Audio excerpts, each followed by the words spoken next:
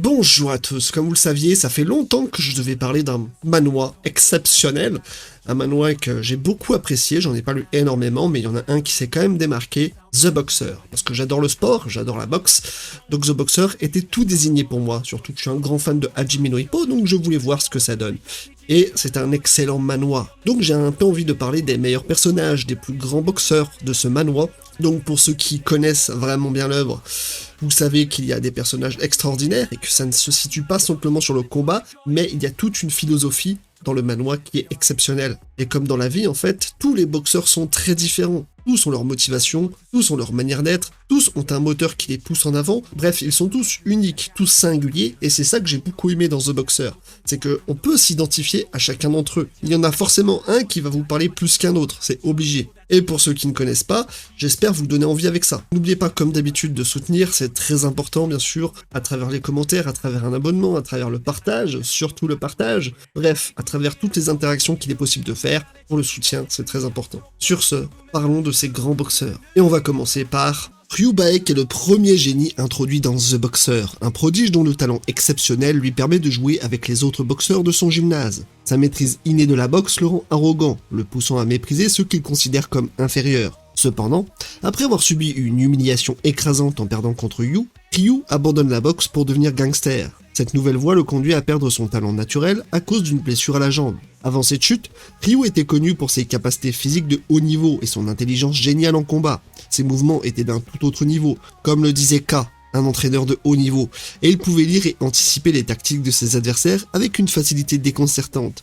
Sa vitesse était telle qu'il pouvait créer des images rémanentes, rendant ses mouvements imprévisibles pour les boxeurs professionnels. Malgré son manque d'expérience dans le ring, il aurait pu remporter un combat contre Cheol, troisième boxeur mondial des super moyens, s'il ne s'était pas battu dans le ring. Toutefois, il devient professionnel à la fin. Le style de boxe unique de Ryu est caractérisé par son élasticité et sa flexibilité exceptionnelle. Il peut esquiver et se faufiler sous des angles impossibles tout en contre-attaquant sans relâche. Sa capacité à changer de type de coup rend ses mouvements fluides et imprévisibles. Selon K, le style autodidacte de Ryu est centré sur la liberté, illustré par ses esquives insouciantes et ses attaques sans restriction. Après sa blessure, Ryu a dû compenser la perte de sa mobilité et de son talent naturel. Bien qu'il soit toujours rapide et puissant, la blessure limite ses mouvements. Il est cependant devenu plus stratégique, adoptant son style pour minimiser les dommages à sa jambe. Plus tard, le combat contre Injae est un moment crucial pour Baeksan. Après une réminiscence de son passé, il affronte Jay dans un match où il est d'abord dominé. Baeksan tente de retrouver son ancien style, mais une blessure au genou compromet sa performance. Bien qu'il parvienne à prendre l'avantage grâce à sa vitesse, une blessure accidentelle d'Injae change la dynamique du combat. Finalement, il remporte la victoire par décision médicale, mais réalise que ce triomphe est dû à la chance plutôt qu'à son talent, ce qui le pousse à s'excuser sincèrement auprès d'Injae. Jean-Pierre Manuel est un prodige de la boxe ayant conquis son titre mondial dès ses débuts. Considéré parmi les 5 meilleurs boxeurs, toutes catégories confondues, il est resté invaincu pendant 10 ans, remportant 38 de ses 39 combats avant de perdre sa ceinture face à Yu. Son principal atout est sa portée exceptionnelle de 2 mètres, pouvant atteindre 3 mètres lorsqu'il avance pour porter un jab. Cette portée lui permet de garder ses adversaires à distance, tout en restant toujours prêt à frapper. Mais Jean-Pierre ne se distingue pas seulement par son envergure, son intelligence sur le ring est remarquable. Il prend des décisions stratégiques en une fraction de seconde, analysant ses adversaires jusqu'au moindre mouvement musculaire pour trouver la faille. K a qualifié sa technique de boxe de presque parfaite, affirmant qu'il domine le temps et l'espace sur le ring. Dans cette quête de perfection, Jean-Pierre est le seul à pouvoir rivaliser avec Yu. En outre, Jean-Pierre a développé une perception temporelle limitée, lui permettant de voir les mouvements à un rythme légèrement différent, bien que moins rapide que Yu. Sa force, amplifiée par son entraînement intense, lui permet de délivrer des coups puissants, capable de mettre KO ses adversaires d'un seul coup. Sa vitesse et son agilité le rendent redoutable, même si la perception temporelle surhumaine de Yu lui a finalement donné l'avantage décisif. Karim Al-Hajjad est une véritable énigme dans le monde de la boxe, un phénomène étrange qui défie les attentes et les conventions. Doté d'un physique comparé à celui d'un étalon par K, Kassim est à la fois rapide, endurant et incroyablement puissant, même lorsqu'il est en surpoids. En seulement 2 semaines d'entraînement, il peut passer d'une forme physique médiocre à un état de forme optimal, prêt à dévaster ses adversaires avec son style de combat peu orthodoxe. Sa présence sur le ring a été qualifiée de changement de paradigme. dans la boxe, tant son approche est unique. Cependant, Kassim est loin d'être un technicien du sport, son ignorance des techniques de base de la boxe est flagrante, notamment lorsqu'il frappe avec ses 2 poings de manière inefficace. Sa méconnaissance des règles, comme l'interdiction des coups de marteau, le rend souvent imprévisible, mais aussi inefficace. Malgré tout, sa puissance brute et ses capacités physiques hors normes compensent largement ses lacunes techniques, lui permettant de briller sur le ring. Kassim aborde la boxe comme un simple jeu, manquant de la détermination nécessaire pour s'améliorer. Sa durabilité est également notable. Il a prouvé qu'il pouvait encasser les coups de Yu, ce qui est un exploit en soi. Fabrizio Santorino, ancien champion du monde de boxe poids moyen, est un personnage aussi complexe qu'impitoyable. Connu pour son style agressif et irrévérencieux, il a fait sa réputation en utilisant des techniques douteuses, tant sur le ring qu'en dehors. Que ce soit par le dopage, la guerre psychologique ou l'intimidation, Fabrizio ne reculait devant rien pour obtenir un avantage sur ses adversaires. Cette approche, bien que controversée, a rendu ses combats incroyablement populaires et lucratifs,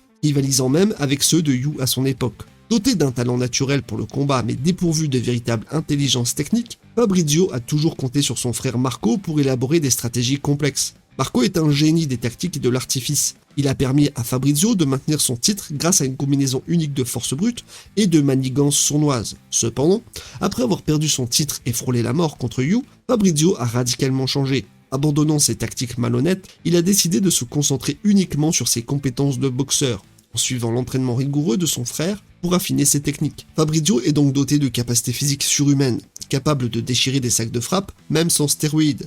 Son endurance est également remarquable, ayant résisté à des coups dévastateurs de Yu sur 12 rounds, tout en subissant les effets secondaires du lait empoisonné. Malgré ses manières autrefois douteuses, Fabrizio est désormais un boxeur redoutable, capable de tenir tête à ses adversaires grâce à sa force brute et à sa détermination sans faille. Yuto Takeda est l'exemple même de l'athlète qui transcende ses limitations par la force de sa détermination et son travail acharné. Oui, ça nous rappelle tous quelqu'un, Rock Lee. Malgré l'absence de talent inné pour la boxe, il est parvenu à devenir le champion du monde des poids légers et mi-moyens. Yuto a bâti sa réputation comme le meilleur combattant de l'intérieur grâce à un entraînement rigoureux qui a affûté ses compétences au fil du temps. L'une des caractéristiques les plus marquantes de Yuto est sa volonté inébranlable. Comparé à un héros de manga sportif par cas, il puise sa force dans l'adversité. Peu importe les douleurs physiques ou les traumatismes psychologiques, Yuto se relève toujours, plus fort que jamais. Son incroyable résilience lui permet de continuer à avancer, même après avoir subi des coups dévastateurs. Lors de son match contre Yu, il a tenu tête pendant 6 rounds, supportant des dommages considérables tout en persistant dans le combat. Sa durabilité est tout aussi impressionnante. Il a forgé un corps capable d'encaisser les coups comme une véritable armure, se relevant encore et encore, même face à des attaques qui mettraient KO la plupart des adversaires. Cependant, l'accumulation de dommages finit par avoir raison de lui, comme on l'a vu lors de son combat contre Yu, où son corps a finalement cédé sous la pression. En termes de réflexes, il n'est pas en reste. Ses réactions rapides lui permettent de contrer les attaques de ses adversaires et de se rapprocher d'eux avec des mouvements explosifs, perturbant leur timing et leur visée. Malgré ses lacunes techniques, Yuto a démontré un potentiel monstrueux, dépassant constamment ses limites grâce à une détermination sans faille et un apprentissage continu. Lors de son combat contre Yu, il a atteint une liberté de mouvement et une compréhension du combat digne des plus grands génies, réussissant même à forcer Yu à reculer, ne serait-ce que brièvement. Viktor Grigorovich, ancien champion du monde de boxe poids lourd léger, est réputé pour son style de combat aussi sauvage qu'inconventionnel. Fidèle à sa croyance qu'un vrai homme doit abattre son adversaire en un seul coup puissant, Viktor ne lance jamais d'attaque autre que son coup de poing crochet russe dévastateur. Cette stratégie, bien que risquée, est soutenue par sa force de frappe anormalement élevée et une chance surnaturelle qui le favorise de manière inattendue, souvent au détriment de ses adversaires. Si bien qu'il a réussi à vaincre un taureau avec un coup de boule, qu'il a réussi à combattre un kangourou à main nue, qu'il a combattu un gorille d'égal à égal, qu'il a aussi battu un ours à main nue, style Takamura dans Hajime no Ippo, et aussi qu'il a réussi à rattraper un cheval à la course. Rien que ça. Viktor est aussi obsédé par les coupes Mahawk, qu'il considère comme le symbole ultime de la force, méprisant quiconque n'en porte pas. Son attitude excentrique et ses comportements imprévisibles mettent souvent à rude épreuve sa relation avec son entraîneur et ami, Andrei Vlachenko, qui espère parfois secrètement que Viktor perde ses matchs. Malgré son approche unidimensionnelle et son arrogance, Viktor est doté de capacités physiques surhumaines et d'une résistance exceptionnelle. Ses crochets russes sont si puissants qu'ils créent des ondes de choc et sa chance légendaire peut provoquer des événements improbables, comme des accidents favorables pendant les combats. Bien que souvent considéré comme idiot, il possède une intelligence suffisante pour avoir réussi dans d'autres domaines, comme le métier d'acteur après sa carrière de boxeur. Toutefois, sa surconfiance et son obstination à n'utiliser qu'une seule technique le rendent prévisible pour les adversaires expérimentés. Jay est l'archétype du boxeur autodidacte, en contraste total avec Yu, son ami mais aussi son antithèse. Là où Yu est un prodige naturel, doté d'une force brute dès le départ, Jay a tout construit de zéro, s'accrochant à chaque victoire, malgré les cicatrices profondes de son passé. Leurs trajectoires divergent. Yu, encadré par K, se concentre uniquement sur sa forme physique, tandis que Jay absorbe son traumatisme pour en faire une arme sur le ring. Même face à des adversaires redoutables, Jay ne se contente pas de survivre et il cherche à repousser ses limites. Sa détermination et son entraînement acharné, notamment avec Takeda Yuto, lui ont permis de surpasser ses propres faiblesses. Sa victoire contre Siehali, un génie du ring, et plus tard son combat féroce contre Ryu Baksan, montre non seulement sa progression fulgurante, mais aussi son potentiel à devenir un grand champion, capable de défier les plus grands malgré son parcours chaotique. A noter que le combat entre Jay et Ryu Baksan est l'un des meilleurs combats, notamment parce qu'ils étaient adversaires au début du webtoon et qu'ils deviennent amis à la fin de celui-ci. Baksan, qui s'amusait auparavant à le harceler, commence à éprouver du respect pour lui, ainsi qu'à reconnaître la force qu'il a gagnée. Les deux anciens ennemis se respectent enfin. Et ça, c'est la beauté du sport. Ah, parlons du principal. Yu est l'exemple parfait de l'expression ne jamais juger un livre à sa couverture. Derrière son apparence détendue et désintéressée se cache un athlète naturellement doué. Lors d'un simple test de gymnastique, il révèle un talent inattendu pour le sport, même s'il prétend s'en moquer.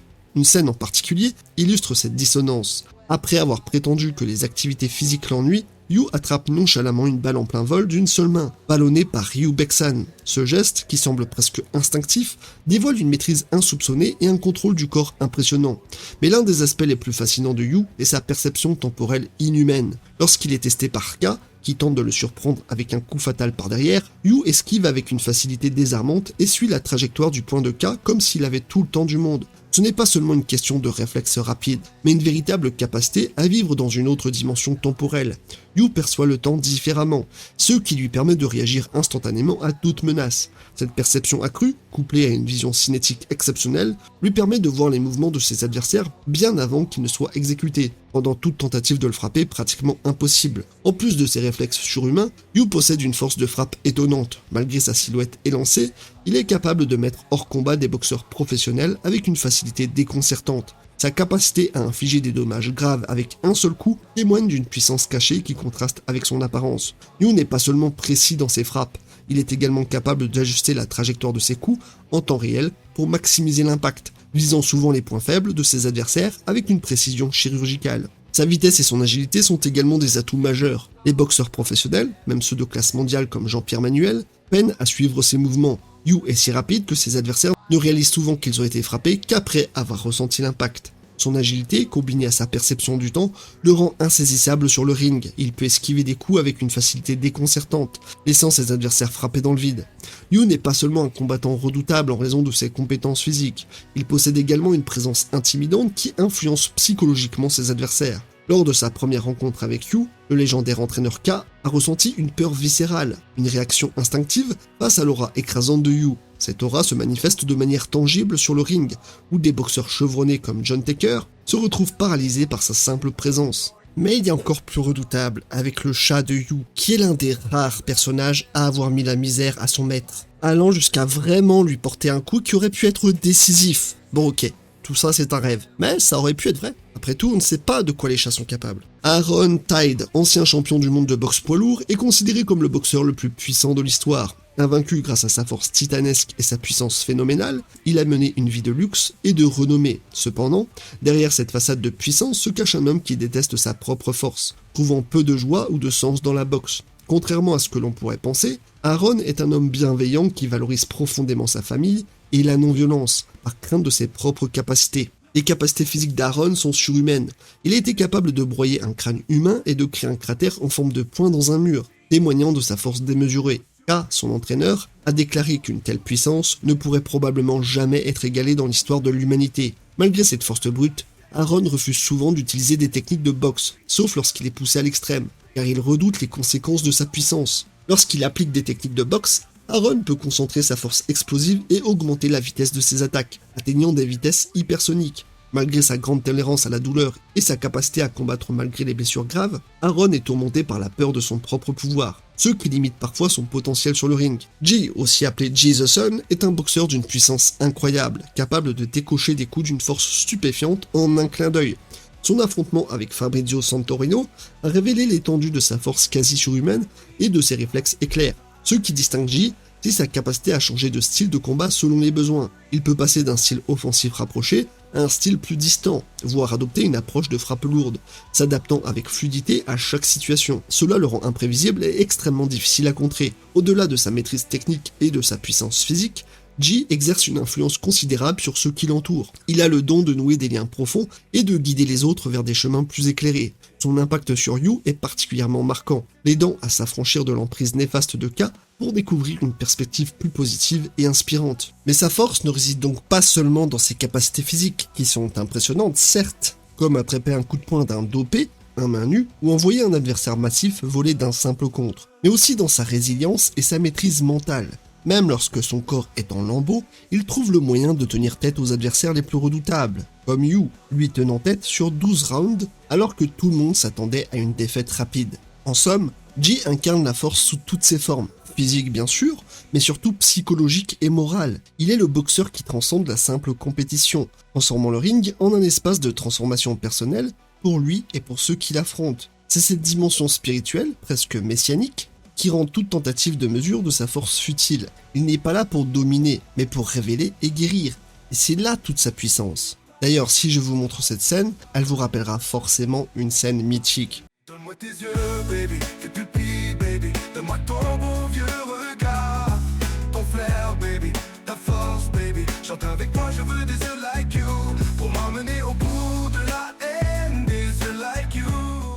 En définitive, The Boxer est bien plus qu'un simple manga sur le sport. C'est une exploration profonde de la nature humaine, de la lutte intérieure et de la quête de sens dans un monde impitoyable. À travers des personnages comme Yu, Jay ou encore G, le manga met en lumière des perspectives radicalement différentes sur la vie, le talent et le travail acharné. Yu incarne le génie naturel, dévoré par sa propre facilité, tandis que Jay représente la persévérance acharnée face à l'adversité, et G, le sage, réconcilie ces extrêmes en leur montrant que la vraie force réside dans l'empathie et l'autodétermination. Bien sûr, tous les autres boxeurs racontent aussi quelque chose. Ainsi, The Boxer enseigne que la vie n'est pas simplement une question de talent ou de travail, mais de comment on choisit d'utiliser ce qu'on a. Que l'on soit un prodige ou un travailleur acharné, ce qui importe, c'est le voyage, les combats intérieurs et la manière dont on transforme ses propres démons en force motrice. Ce webtoon rappelle que chaque coup reçu et donné sur le ring, tout comme dans la vie, est une occasion d'apprendre, de grandir et de se rapprocher de ce que signifie vraiment être humain. The Boxer est bien plus qu'un simple manoir sur le sport.